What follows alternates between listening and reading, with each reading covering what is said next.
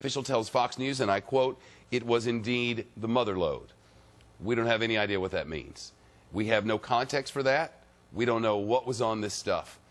But they went on to say, and here's another quote from this senior U.S. official, "More stuff than you would expect from someone worried about their security." Catherine Herridge works intelligence for us. She's live in Washington. Internet connection, no phone line, nothing to suggest that Osama bin Laden has actually been the one who put together any recent terror attacks. Is there a belief now that he knew something about operational control now and that some of that might have been on these computers, Catherine? Well, what a U.S. official said to me today, earlier today, pardon me, is that we don't understand fully what's on those computer drives, but it seems clear that without the phone and without the internet, Osama bin Laden had to rely heavily on these storage devices, so thumb drives, CDs, DVDs, all of that kind of thing, in order to just catalog the information that he had, whether it was messages or whether it was letters he was sending out to people. The other thing that was pointing out to me that with a large number of family members at the compound, as Jennifer was just reporting, it showed that bin Laden felt very safe and comfortable in that location. We believe he lived there for several years, so that also explains, I think, that large amount of data and potentially what it may hold.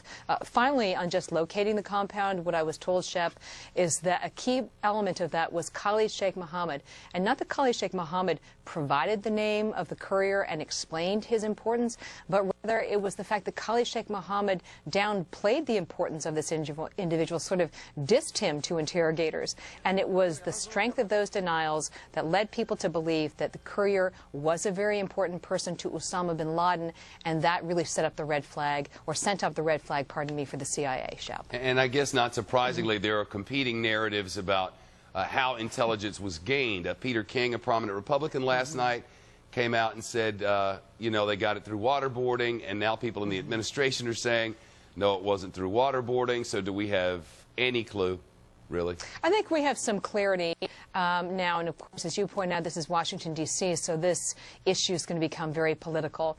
What I've been able to ascertain talking to people within the intelligence community, and that what we've also heard publicly from administration officials and their support, is that waterboarding did not provide that single piece of information that really got us on the road to that compound. Let's listen to Dianne Feinstein.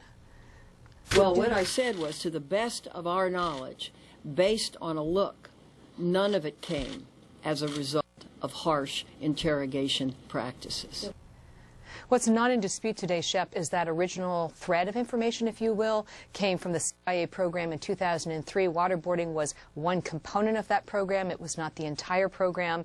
And what officials are emphasizing, just like a lot of things, it's a giant puzzle or a mosaic. You had to have multiple pieces put together over several years before you ultimately were led to that compound. But you make a good point. It's become very political, and whether waterboarding was sort of the key that unlocked everything. Is anybody talking about the fact that this is illegal, this operation was illegal, or is that a matter that's going to be left for another day? That's an excellent question. People are not discussing that, at least not with me. I feel like what we're really getting right now is that sort of first blush of the details of the operation and how it went down. The one thing that's caught my attention in my reporting so far, and it was made to me by a U.S. official, is that there appears to be a disturbing pattern that's emerging. When you look at these big pickups, and I'll say Osama bin Laden to start, you look at Khalid Sheikh Mohammed, you look at Ramzi bin al-Shibh, who was an alleged conspirator for 9/11, and you also look at a recent pickup, Umar Patek. He was found in the same area where bin Laden was killed.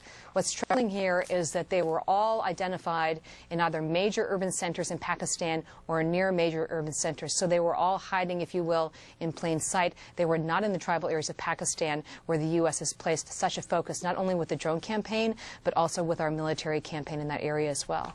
One after another, after another, after another, all in big metropolitan areas. That's a really, that is a really important thing, I think, going forward, because it really undercuts the narrative. Pakistan has been providing strong intelligence to us, and it raises questions about how 4 people of that profile could exist in major urban centers when the narrative has largely been that they were in the tribal areas of Pakistan. It is a good question. Wonderful to ever get answers. Time will tell, I suppose. Catherine, thank you. You're welcome. So, what did the Pakistan government know about Osama bin Laden? U.S. lawmakers are today asking questions as to how